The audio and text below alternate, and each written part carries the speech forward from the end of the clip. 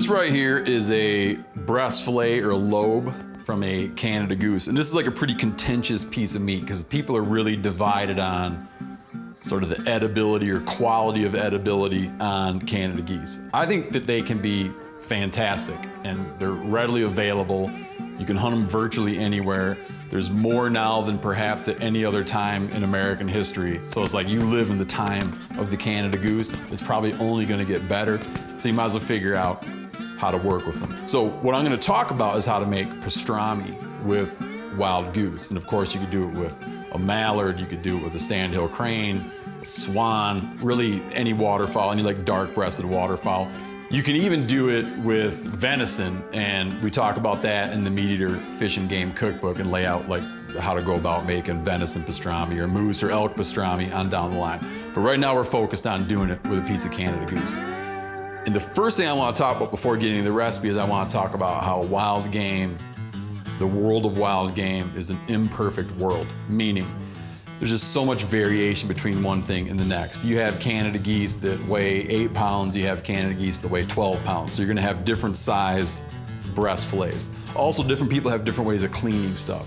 Some guys, you go out, a few of your buddies, you go out, you get a limited Canada geese, it's cold out, people don't feel like taking the time to pluck them, so you wind up just skinning them, meaning like here's the skin that's been plucked. Some guys will just pull that away when they clean it and just have nothing but a skinless breast. So this right here is plucked and skin on.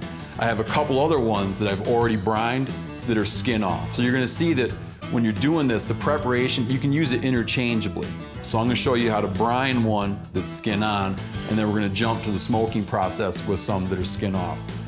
I'm gonna mix together all of the kheer ingredients. And again, it's a dry kheer, so there's no liquid going into it. The quantities I have here would be enough to kheer probably 4 goose breasts this size, but these things vary, and also from species to species, there's a great amount of variation. But this amount of kheer would be good for about 4 of these. We're gonna do brown sugar, ½ cup, 2 tablespoons granulated garlic, 2 teaspoons coriander, 2 teaspoons dried thyme, a ½ cup Morton's Tender Quick, a ¼ cup ground black pepper, and 2 teaspoons onion powder. Because that brown sugar is a little, a little bit clumpy. I'm just gonna mix it by hand here to make sure everything gets broken up good. When you're packing this thing with kheer, you just wanna make sure to give it a good coating. And like I said, this is enough to do, a handful of them. But basically, imagine going like this, just get all surfaces jammed on there. So that's, a good healthy coating there. If you're running with skin, it's a little harder to get the skin, the stuff to stick on the skin. So just lay some in there.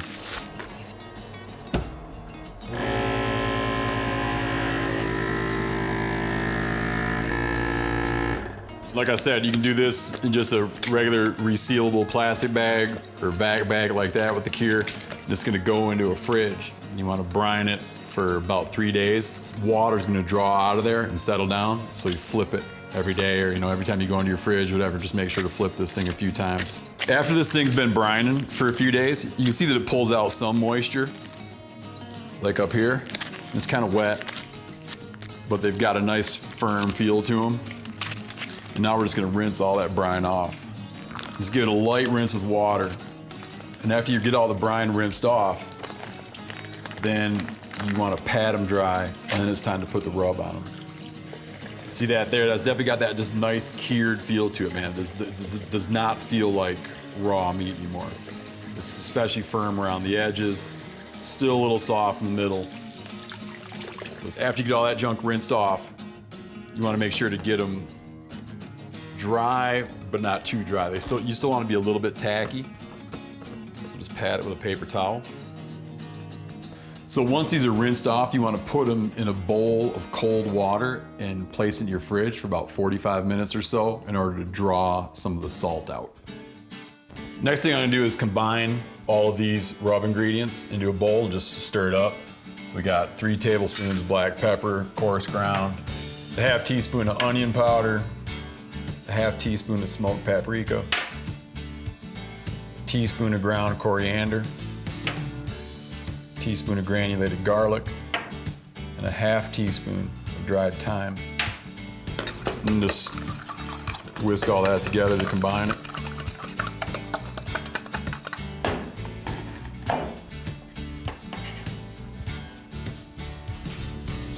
There's a nice coating of rub on there, and now these are ready for the smoker. You want to get it as close as you can to 225, and I realize, like, you know, when you're running a smoker, it's oftentimes bouncing low, bouncing high, but just try to center it around 225 as best you can. And it's all preheated now. You can see we got a little smoke rolling already. So I'm gonna open this up quickly, lay them on the rack, and close it back up again.